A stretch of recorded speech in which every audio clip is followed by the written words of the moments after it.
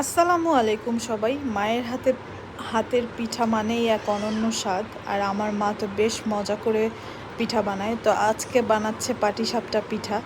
Actually খিসাটাও সে ঘরে নিজেই বানিয়েছে। এটাকে দুধ জাল দিতে দিতে ঘন করে ওইটার মধ্যে নারকেল, তারপরে হচ্ছে চালের গুঁড়া মিক্স করে, তারপরে পাউডার দুধ, চিনি এগুলো মিক্স করে হচ্ছে খিসাটা বানিয়েছে।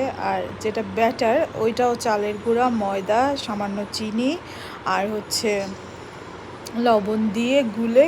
এ তো দেখেন কি সুন্দর করে বানাচ্ছে, মাশাল্লাহ, আলহামদুলিল্লাহ। আল্লাহ আমার মাকে হাজার হাজার বছর হায়াত দান করুক, কারণ তার কাছ থেকে সকল প্রকার হচ্ছে রান্না, টুকিটাকি, ঘর গুছানো আর পড়ালেখা তো আছেই, আলহামদুলিল্লাহ।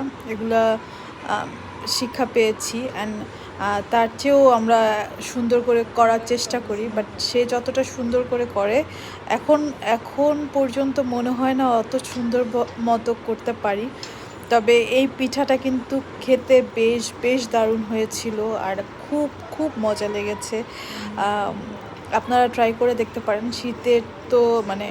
শীতের আবহাওয়া মাত্র শুরু হয়েছে, ইনশাল্লাহ সামনে তো শীত পড়লে আরও বেশি বেশি পিঠা খাওয়া হবে। আর এই তো আমার আজকের পিঠা বানানোর রেসিপি এতটুকু পর্যন্তই ছিল। আর পিঠাটা কিন্তু বেশ মজা